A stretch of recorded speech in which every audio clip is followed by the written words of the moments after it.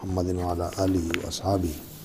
ومن تبعهم بإحسان إلى يوم الدين أشهد أن لا إله إلا الله وحده لا شريك له وأشهد أن محمدا عبده ورسوله أعوذ بالله السميع العليم من الشيطان الرجيم من همزه ونفخه ونفثه قال الله تبارك وتعالى يا أيها الذين آمنوا لا تأكلوا أموالكم بينكم بالباطل إلا أن تكون تجارة عن تراض منكم ولا تقتلوا أنفسكم إن الله كان بكم رحيما ومن يفعل ذلك عدوانا وظلما فسوف نصليه نارا وكان ذلك على الله يسيرا۔ اللہ رب العزت نے رشتے ناتے اور انسان کا انسان کے ساتھ جو تعلق ہے خونی، اس کا بھی ذکر فرمایا، اور اس رشتے کو جو انسان کا انسان کے ساتھ تعلق ہے، میاں بیوی کا تعلق، عہد معاہدے کا، ماں باپ کا تعلق، خون کا، نسب کا، اور اسی سے پھر جو دوسرے رشتے وجود میں آتے ہیں اولاد کا، بہن بھائیوں کا، ان کا بھی اللہ رب العزت نے ذکر فرمایا اور ان کے حقوق بیان فرمائے۔ اور دوسری جو چیز انسان کی زندگی کی ضرورت ہے اور جس کے ساتھ یہ زندگی چلتی ہے، وہ اللہ رب العزت نے وَلَا تُؤْتُوا السُّفَهَاءَ أَمْوَالَكُمُ الَّتِي جَعَلَ اللَّهُ لَكُمْ قِيَامًا۔ اس زندگی کو چلانے والے، اس زندگی کو کھڑے کرنے والے اسباب میں جہاں ماحول ہے، وہاں اللہ رب العزت نے ایک وسیلہ جو ہے اموال کو بنایا ہے۔ مال جو ہے یہ سونا چاندی اور زمین اور جانور اور ان سے حاصل ہونے والی چیزیں، یہ سارے مال ہیں۔ مال جو ہے اس کا معنی یہ ہے کہ وہ چیز جس کی قیمت ہوتی ہے اور جس کے ذریعے انسان کوئی دوسری چیز حاصل کر سکتا ہے، آپس میں تبادلہ کر سکتا ہے، اسے مال کہا جاتا ہے۔ تو اموال کے اندر جانور بھی آتے ہیں، اموال کے اندر سونا چاندی بھی آتا ہے، اموال کے اندر زمین بھی آتی ہے اور زمین کی پیداوار بھی آتی ہے۔ یہ ساری چیزیں اموال کے اندر آتی ہیں اور ان کو رزق بھی کہا جاتا ہے، ان کو رزق بھی کہا جاتا ہے۔ تو یا ایھا الذین آمنوا لا تاکلوا اموالکم بینکم بالباطل، اور عقل جو ہے یہ کوئی چیز انسان جو ہے وہ اپنے جسم کا حصہ بنا لے اور اسے اپنی خوراک بنا کر اپنے لیے جسم کے اندر شامل کر لے۔ تو یہ چیزیں جو ہیں بعض اوقات تو ایسے ہوتا ہے کہ خود وہ چیز جو ہے وہ انسان کا رزق بن جاتا ہے اور انسان اسے کھا لیتا ہے، اور بعض دفعہ وہ کھانے والی چیز کو حاصل کرنے کا ذریعہ بنتا ہے۔ انسان اس سے وہ چیز حاصل کرتا ہے، جیسے زمین، اب زمین کو کھائے گا تو کوئی نہیں، جانور ہے اس کو انسان کھا بھی لیتا ہے۔ بعض جانور ایسے ہیں جن کو انسان کھاتا ہے، بعض جانور ایسے ہیں جن کو صرف استعمال کرتا ہے، کھاتا نہیں ہے، اور بعض چیزیں ایسی ہیں، سونا چاندی ہے، یہ انسان اس شکل میں تو نہیں کھاتا لیکن کشتہ بنا کے کھا لے، یہ ہو سکتا ہے، لیکن اس کے ذریعے انسان وہ چیز جو ہے نا وہ حاصل کر لیتا ہے جس سے انسان کا خوراک بنتی ہے۔ تو عقل جو ہے یہ استعمال میں لانا، اس سے فائدہ اٹھانا، اور یہ ان چیزوں کو بھی شامل ہے کہ یہ ساری چیزیں آخر انسان کی خوراک ہی بنتی ہیں، جو انسان کے استعمال میں آتی ہیں وہ انسان کی خوراک بنتی ہیں۔ تو اس لیے لا تاکلوا اموالکم بینکم بالباطل، تم آپس میں اپنے اموال کو آپس میں نہ کھاؤ بالباطلی، ناجائز اور ناحق طریقے سے، ناجائز اور ناحق طریقے سے نہ کھاؤ۔ لا تاکلوا اموالکم بینکم بالباطل، اپنے مال کو آپس میں ناحق طریقے سے نہ کھاؤ۔ یہ قوم کو مخاطب کیا ہے، اموالکم آپ کا مال، میرا مال، ان کا مال، ان کا مال، اس کا مال، اس کا مال، یہ جتنا بھی ہے یہ اموالکم، جو تمہارے مال ہیں ان کو نہ کھاؤ، بینکم آپس میں، بالباطلی، باطل کے مقابلے میں کیا ہوتا ہے؟ حق، اور بالباطلی یعنی ایسے طریقے سے جو ناحق ہے، اور باطل وہ چیز ہوتی ہے جس کی بنیاد صحیح نہ ہو، جس کی بنیاد صحیح نہ ہو، اور حق وہ ہوتا ہے جو ثابت ہو، جس کی بنیاد صحیح ہے، جو صحیح چیز کے اوپر قائم ہے، اخلاقاً اور شرعاً جس کی بنیاد ہے وہ حق ہے، اور اخلاقاً اور شرعاً جس کی بنیاد نہیں ہے وہ ناحق اور باطل ہے۔ تو بالباطلی یعنی اخلاقی اور غیر اخلاقی اور غیر شرعی طریقے سے مال نہ کھاؤ، اخلاقی طریقے سے جائز ہو، شرعی طریقے سے جائز ہو تو پھر تو تم ایک دوسرے کا مال کھا سکتے ہو، لیکن اس کے بغیر ناحق اور ناجائز طریقے سے یہ مال تم نہ کھاؤ۔ یعنی لا یاکل احد منکم مال غیرہ من المسلمین ومن تبعہم، مسلمانوں کا مال، اموالکم، اس سے پہلے مخاطب کون ہے؟ مسلمان آپس میں، اور ومن تبعہم، اور جو مسلمانوں کے ساتھ شامل ہیں، کون؟ اہل الذمہ، جو مسلمانوں کی ذمہ داری کے اندر ہیں، جن کو مسلمانوں نے تحفظ دیا ہے، ان کے ساتھ عہدہ کیا ہے، ان کے مال نہ کھاؤ۔ اور شیخ لکھتے ہیں ولا باس باکل مال الحربی لغیر المعاہد،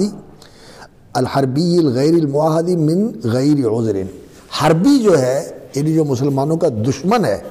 اور وہ کافر ہے، مسلمانوں سے برسر جنگ ہے اور مسلمانوں کے خلاف جنگ کی منصوبہ بندی کر رہا ہے، اس کا مال کھانا جائز ہے، اس کی جان کو بھی لینا جائز ہے اور اس کے مال کو بھی لینا جائز ہے۔ تو مسلمان اس کا مال جو ہے نا وہ لے سکتے ہیں۔ یہ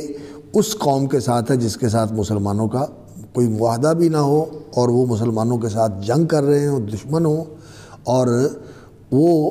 دشمنی ان کی دین کے لیے ہو، دین کے لیے دشمنی ہو کہ مسلمانوں کے اس لیے دشمن ہے کہ یہ مسلمان ہیں اور وہ کافر ہیں، اور مسلمانوں کا بھی ان کے ساتھ جو مقابلہ ہے وہ اسی وجہ سے ہے کہ وہ اسلام دشمن ہیں اور مسلمان دشمن ہیں، وہ اسلام اور مسلمانوں کو مٹانا چاہتے ہیں۔ تو مسلمانوں کے ساتھ ان کا تعلق جو ہے وہ کسی معاہدے کا نہیں ہے اور کسی صلح کا نہیں ہے، بلکہ ان کے خلاف مسلمان بھی برسر جنگ ہیں اور وہ بھی برسر جنگ ہیں، ان کا مال جو ہے نا وہ کھانا جائز ہے۔ اور اس وقت جو صورتحال ہے وہ جتنے بھی ممالک ہیں یہ آپس میں معاہدہ کیے ہوئے ہوتے ہیں کہ ہر ایک دوسرے کے ساتھ جو ہے نا وہ صلح و آشتی کے ساتھ رہے گا، صلح اور آشتی کے ساتھ رہے گا، امن اور سلامتی کے ساتھ رہے گا، اور ایک دوسرے کے خلاف جارحیت نہیں کرے گا، ایک دوسرے کے خلاف جارحیت نہیں کرے گا۔ اور جو چارٹر بنا ہوا ہے بین الاقوامی اس کے مطابق سارے ملک جو ہیں وہ اس کے پابند ہیں اور ایک دوسرے کے ساتھ معاہدہ کر کے رہتے ہیں۔ ناجائز طریقے سے مال نہ کھاؤ، الا ان تکون تجارتا عن تراض منکم، الا ان تکون تجارتا عن تراض منکم، سوائے اس کے کہ وہ تجارت ہو۔ تجارت کیا ہوتی ہے؟ تبادلہ، مال کا مال کے ساتھ تبادلہ کرنا۔ الا ان تکون تجارتا، الا یہ کہ یہ مالوں کا باہم تبادلہ ہو، اموال کا باہم تبادلہ ہو، عن تراض منکم، یہ لین دین ہو، تبادلہ ہو، عن تراض منکم، تمہاری باہمی رضامندی کے ساتھ۔ تراضا یا تراضا تراضین، اس کا معنی ہوتا ہے دونوں ایک دوسرے سے راضی ہو۔ تراضا یا تراضا تراضین، تراضین جو ہے تراضی، اسی کو وہ یا حذف کر کے عن تراض منکم، یہ باب تفاعلی ہے۔ الا ان تکون تجارتا عن تراض منکم، آپس کی رضامندی کے ساتھ ہو تجارت تو وہ جائز ہے۔ اور یہاں تجارت کا ذکر فرمایا ہے تو باقی جو مال کا تبادلہ جو ہے وہ تجارت کے ذریعے ہو وہ بھی ٹھیک ہے، اور اس کے علاوہ جو مبادلہ اجارہ کے ذریعے ہو، یعنی کوئی منافع کسی سے وصول کرتا ہے اور اس کے بدلے میں مال دیتا ہے، جیسے کرائے کا گھر ہے، کرائے کی دکان ہے، کرائے کی سواری ہے جس کو انسان استعمال کرتا ہے اور اس کے اوپر پیسے دیتا ہے، تو منافع اور مال کا تبادلہ ہو یہ بھی جائز ہے، یہ بھی جائز ہے۔ اور اسی طرح جو ہے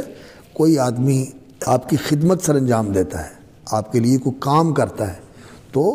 وہ منفعت حاصل کرتے ہیں آپ اس سے، کوئی پہرے دار ہے، چوکی دار ہے، کوئی خدمت گار ہے، کوئی جو ہے نا وہ آپ کے لیے کوئی چیز بنا کے لاتا ہے، تو یہ چیزیں جو ہیں نا وہ بھی اس کے ضمن میں آتی ہیں۔ تو تجارت کے اندر مال کا تبادلہ اور منافع کا تبادلہ یہ دونوں اس میں آتے ہیں۔ اور اسی طرح جو